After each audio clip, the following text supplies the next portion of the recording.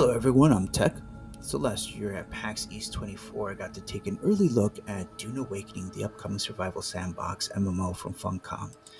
This was a hands-off event, meaning I didn't get to actually play the game, unfortunately, but did see a 30-minute presentation and gameplay walkthrough during which we not only saw the game running in action, but also got a bunch of new information and details while attending PAX East. They open up things by showcasing the early portions of the game, beginning with character creation, which Dune Awakening offered many customization options with sliders. It appears to be that customization has been inspired by the Dune films, and you can kind of see that in the details. You then get to choose your backstory and the starting class.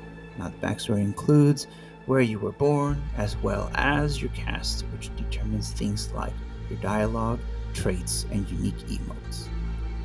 The dialogue traits are said to provide additional options when you're speaking with NPCs, so think like Starfield style here, where you'll be granted different responses to the questions from NPCs.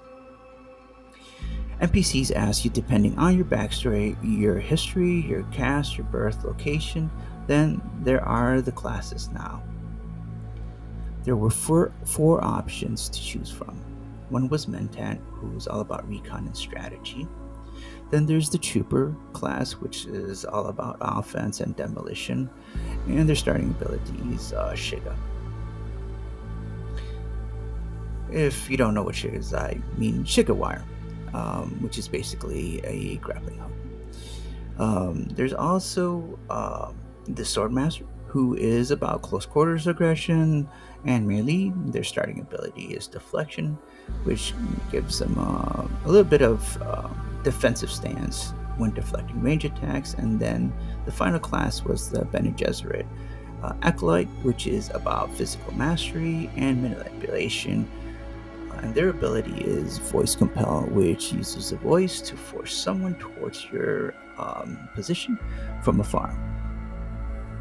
So, you have four ways to tailor your gameplay. After character creation, and there was a series of cutscenes at the end, of which we see a player wake up inside a cave. Now, here you go through the typical basic survival game tutorial, being introduced to the fundamentals of movement, combat, gathering, and crafting. Here's a few notes from what we saw. Of the first item that you grab in the game is called a Fremen Kit. This is a backpack that also acts like a mobile crafting station, letting you build your starting weapon tools, consumables, all the usual stuff here. Collecting resources in the environment and using those to craft items at the beginning. You can make makeshift items. There's a controller radial wheel in the game, so you can slot to be able to quickly swap between them. These appear to be keybound as well, with 8 total slots available, similar to Funcom's game Conan Exiles. The game features a free climbing system where you can climb anywhere, you are able to scale, and we were told all structures and terrain in the game that the developer actually specifically said that they brought over the climbing system that was created from Conan Exiles, and then have combined that with a series of additional features like suspensor belts and grappling hooks that allow for a ton more freedom of movement beyond just scaling walls. Upon emerging from the caves, we then saw another cutscene. Now, they did make a note here that the game was quite big emphasis on the story. There are a lot of cutscenes and dialogues that take place as you play through the main story quest line that unfolds before you reach into the end game. After that, we saw the player out in the middle of the sand, which then introduced us to a few of the survival mechanics. So they did say that when you're out and amongst the dunes walking the open sand, any movement or action will draw the attention of sandworms. At that point, we see one such sandworm emerging from right behind the player. It was clearly a cutscene. was set up for this moment, but it's just again the introduction to the sandworm mechanic. And now, beyond avoiding worms, you are also having to manage your heat level at all times so that at any time spent standing in direct sunlight quickly builds up the temperature gauge, and once the bar is full, you receive the sun heat debuff effect, which then quickly drains your water. And finding water and maintaining your water levels appears to be one of the primary, most important survival mechanics within the game. So you're going to want to stay out of the sun. You're going to want to need to search for that water and find ways to retain that water from various sources. Plants to certain level will have some water and other effects. um, you'll be able to actually need to consume pure water to get water from the blood of wildlife, NPCs, and other players. There's also resource harvesting, as you expect. You'll harvest resources from things in the environment, as well as the ability to salvage materials from metals objects using this tool called the cutter array. And they'll actually opt at using one of the more interactive ways of harvesting. So rather than just clicking to harvest materials from something you're standing in front of, you'll actually scan any object that's harvestable. This will reveal its weak points as a line, and then you'll have to trace along that line to actually harvest materials from it. And they mentioned that as you progress through the game, the rare materials will have more complex patterns for you to trace. Then there are the enemy and enemy outposts. These are locations that will be full of valuable loot resources, collectibles, and of course NPCs for you to stalk and eliminate. And you will be able to clear out enemy camps, and like other open world games or any other survival game. The devs then swapped to another character, showing us a different class in action. They had crafted what is called a passive suspensor belt, and this basically that let them glide or hover anytime they jumped into the air off an object. What was neat about this, though, is that this action actually preserves momentum. So we saw the player use a grapple hook to quickly pull them onto a ledge, and then they activated the suspensor belt, which had them gliding, carrying them through momentum in the air of the game, which is basically kind of slingshotting them up into the air and letting them go further than they would be able to otherwise. They just had to use the grappling hook. Um, so the developers' goal was to try to make Traversal dynamic and engaging, because moving around the environment is one of the things you'll be doing most besides gathering, crafting, and doing combat. You're going to be spending a lot of time moving around using these tools and abilities combined with the free climbing system, which gives players the ability to approach many encounters in different ways.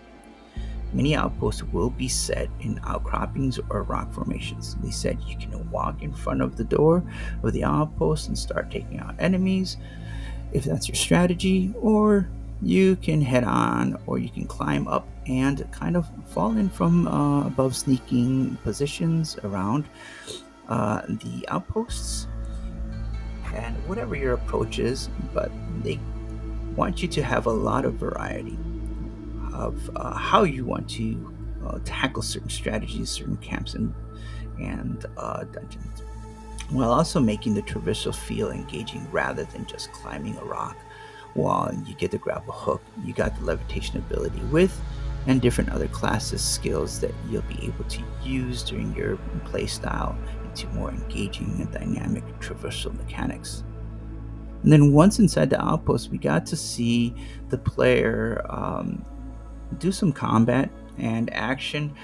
Um, for that combat was that he snuck around for a little bit in a crouch position, moving around the base stealthily before pulling out to this mala pistol to take out a few patrol and guards. So the character that we saw was actually a trooper class, and they had a grappling hook ability as well as just regular frag grenades. Now at this point, We were told that in addition to any ranged and melee weapons that you use in combat at any given time, you can select 3 active skills and 3 passive skills to have currently equipped out of a variety of options. There are classes, as we mentioned. With those classes come skill trees, and from those trees, you can kind of pick and choose what you want. Although you choose a starting class, it seems like you do have the option to pull skills to activate and passive abilities from other class trees, as well as I assume there's some sort of limited, like maybe you can only fully specialize in your starting class, but you can still pick some of the earlier skills in the other tech trees. The combat that they showed overall, though, seemed fun, and the character moving through the environment and sneaking around, where the player was taking out enemy NPCs with range and melee using their skills, tossing grenades. It seemed like I'm gonna have a fun time after spending a little time on the trooper class. They then swapped back to the original character, showing us the Mentat class in action and how they might approach taking on an outpost. That the player had access to the ability called Battlefield Calculation, which was more or less an area scan that marks the NPCs, showing you their locations as well as their class archetypes, be it assault, support, whatever. After that scanning the enemies, the player then summoned in a hunter seeker, which is basically a drone that you manually have control of. You have an ability that is able to one shot or close to one shot any of the game's basic enemies. We got to see the player bases and constructions, so they introduced us to the base building system, of which they said took a foundation of what Conan Exiles with lessons learned, and then refined it into a better version for Dune Awakening. You start out by placing down a marker ground, and this is basically marking the area which you can build with. Then you are able to do a typical base construction. Um, you'll place foundations, walls, stairs, and roofs in whatever configuration might please you. They are making use of hologram system for base construction like some other games. So how this works is that you select a building piece, place it, and then a hologram appears. At that point, that hologram can be filled and completed by anyone who brings in the resources to it. This is a great multiplier method of doing bases. You can place a template, then your team, or a whole building template, and then your teammates working together can help fill it. Instead of people having to do each piece individually, you also have access to a special tool that lets you make blueprints of any building in the game and sell the blueprints to other players. You can copy an exact structure that you like. If you see a structure in the environment, you're able to copy it, and then lets you place it elsewhere in the world, and then just fill in the hologram parts yourself. This even lets you do things like pre-build structures that you can take with you on the go and drop to fill quickly. This will be especially useful in the PvP zones where you don't want to spend a ton of time manually building a base piece by piece. You can just go into the PvP zone with like a set of PvP structures of your liking, place it, and then quickly fill it with resources so long as you have them. Again, instead of trying to build it by hand while you're also trying to keep an eye out for other players. Crafting's a lot different, and refining stations pretty much what you expect. There'll be various purifiers, fabricators, refineries, and storage.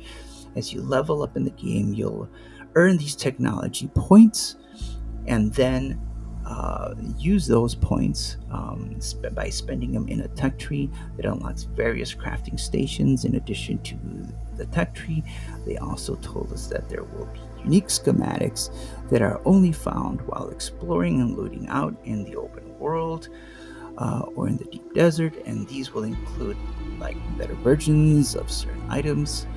So, if you go out and you find one of these rare schematics, this will allow you to be one of the few players to craft said item or vehicle or whatever, and then you can take those items that you make with those rare schematics and sell them. The player trading post, we got to see a handful of games dynamics where there's world events. These include things like damaged spaceships, transports that will fall from the sky. These leave a trail of thick black smoke that will carry unique and valuable resources not found anywhere else. So you'll want to head out and salvage them whenever you see one of these ships crashing into the sands. However, this is also going to attract things like the sandworms and other players, which they said is used to create. They want to use these events to create a tense situations where you'll see the ship crash happening and you'll want to go get its valuable resources, but you're going to have to be careful because of the sandworms and attention that they will be getting from the sandworms enough. And they are coming and alluding to other players coming to want to take you out or even just to fight you. But even other players and clans competing, harvesting limited to with limited resources that are on the ship that just crashed again, creating dangerous dynamic moments while you're playing in the deep desert. Dune Awakening will also have events during the in game nighttime where there are these large military ships that scan the planet looking for escaped prisoners, which, by the way, you're one of them.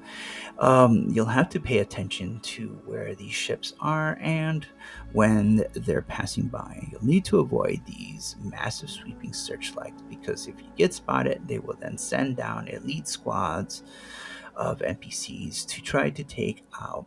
And then, of course, you'll be dealing with this, the sandworms as they exist, as a constant threat throughout the game. You cannot outrun the sandworms, and you can't beat them because they're not an actual boss you can fight at the current time. The only thing you can try to do is avoid and escape the sandworms. As I mentioned, you're going to want to still go out into the open sands because there are a lot of valuable resources and loot there from those crash ships, but also from the spice blooms. So there's a threat meter at any time you're on the sands that basically gives you an indication of how much attention you're drawing from the sandworms. Once this gets high enough, the sandworm will appear. You're actually going to see it bursting from the sand, making a loud commotion and then breaching. So if you don't see it, if it's like bursting behind you, if you don't physically see it at first, you're definitely going to hear it, and you're going to turn around and see a very big sandworm coming up from the sands. And the only thing you can do is to try to get away. You can't outrun it, though it's faster than you, and you can potentially be so. You would either instead get into an air vehicle and fly away, or to try to get into a various rock outcropping that is nearby that are separate from the sands, and the sandworms can't go into those rock outcroppings. Like in the books and movies, there are thumpers that can be used to distract worms. However, once a worm is alerted to you and starts chasing you, your only option is to run.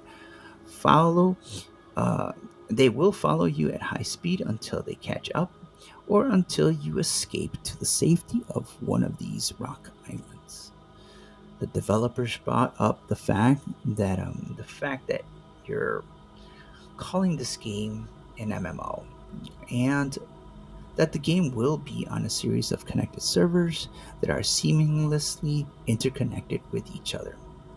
And some of these include social server areas, such as these things known as player hubs. Here, you're going to see a large number of other players running around. This is where, besides other people, you will also find quest NPCs, trainers, merchants. The players auction, house guilds, and factions. And that was pretty much all they actually said on the matter. They didn't go into further details about what other MMO elements. They stated that there will be PvP zones. They will allow for a higher cap of players to allow for that larger scale PvP combat they've talked about, but limited in the PvE zones.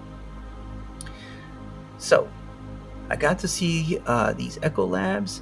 These were described as the equivalent to dungeons and other games. The developers said they like to think of them as pretty much. They actually said really was that they didn't go into further details, but that they were dungeons, and that these dungeons also had some MMO or PvP elements. They stated that there will be those PvP zones. They will allow for a higher cap of players to allow for that large scale PvP combat that they've talked about. But again, it's very limited in the PvE zones. Um, the Echo Labs are like vaults. They have been sealed for about 10,000 years, and players will be able to explore and to unlock and uncover these locations.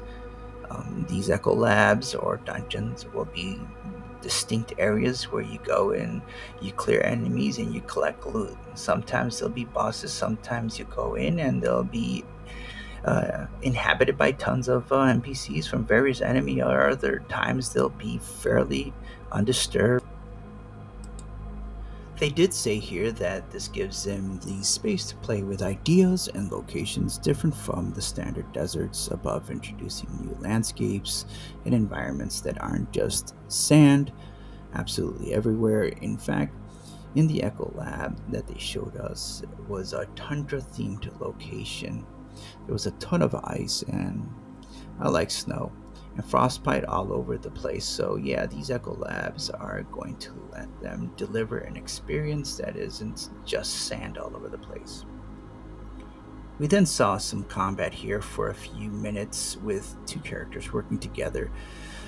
This also showcased a few different abilities. We saw the Mentat class use the ability that revealed enemy health bars as well as what abilities the enemies had. We saw suspensor grenades, which caused enemies caught in sight to float suspended in the air. Then we saw the Mentat class also use this like dash or blink style ability where they teleported forward towards an enemy, and then finally the final thing that we saw was an example of the spice hunt. So spice is at the heart of everything in Dune and critical part of the game as a valuable resource. It's used for a lot of things. It's a currency, so you actually use spice to pay your taxes on the land and the base that you've built. But then also spice is used for some class skills abilities as you progress and get more powerful. So spice has to be harvested out in the desert, and that's one of the things drawing you into the sands. We saw a pair of players prepare and go out to the harvest one such of these spice blows locations. So the first, they actually constructed a transport ornithopter in a modular system which let them pick up and fly a spice harvester to a nearby bloom. The reason you want to do this is because the spice harvester is a ground vehicle and it moves pretty slow.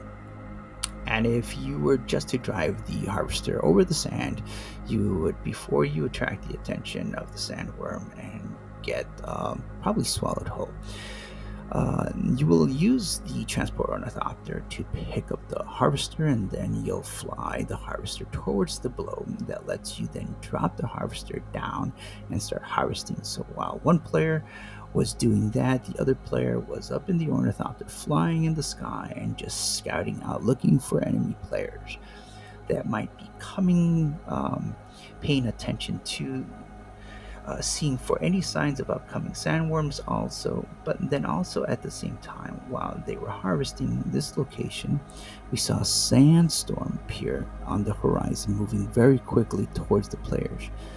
Now this was obviously a pre-scripted event, but the assumption is that while playing the game, it's dynamic, and as while you're playing, sandstorms will roll by, and you don't want to get caught in these sandstorms because if you're not sheltered, it can kill you.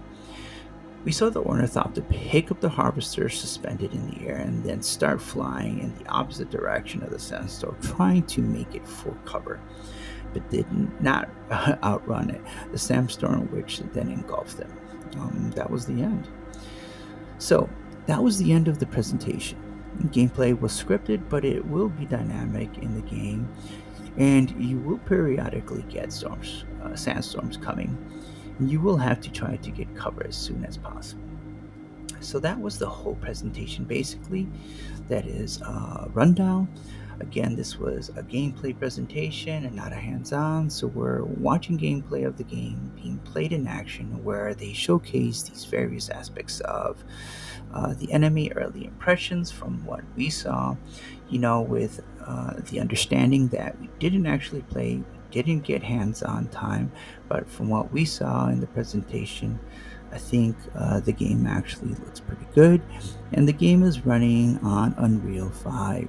And it is pretty obvious from the textures and the lighting in the particular. I thought that this game was visually great.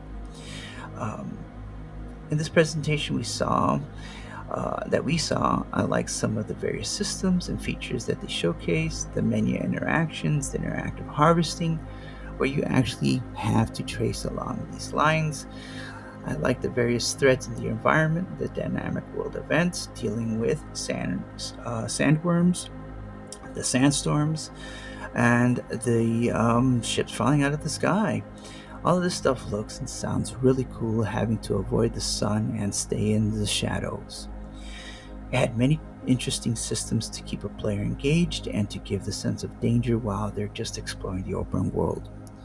I also thought the abilities we saw were cool and had the feeling of the world of Dune. I hope to find out more about the RPG style skills and the abilities we would have access to, but we saw a levitate, we saw anti-grav things, we saw area scans, we saw drones. So it seems like if you're a fan of the RPGs, open world RPGs, they have a decent variety of skills, which is good to see. I thought the gunplay looked and sounded decent, but too early to critique it since it is still in the beta. For an open world survival game, I think it looks good and that it'll be fun to play. The confirmation that Dune Awakening is going to be uh, in the PvP zones when there is PvP conflict between warring houses, guilds, or clans. That there is where it is going to be the highest density of players in one location, but as you explore all the other zones in the game. They didn't show any of the large scale combat, so don't know about that so far. So you'll be able to be one of the hundreds of players running around fighting on foot with melee range weapons and skills, along with all the vehicles, the ground and the air vehicles, and the explosions, the tanks, and all that stuff, likely for small groups or guilds or one or two players, teams playing in a group. We only saw the social hub. We didn't see any open world exploration or combat with more than one or two people, and we definitely didn't see any large house or guilds or clans fighting. I hope to see more on that. So, that was Dune Awakening preview that we took a look at an early exclusive event to see the Dune Awakening. I like what I saw overall. Stoked for more info and hoping that Dune Awakening will be as good as the books. And thanks for watching this video, and I'll see you guys next time.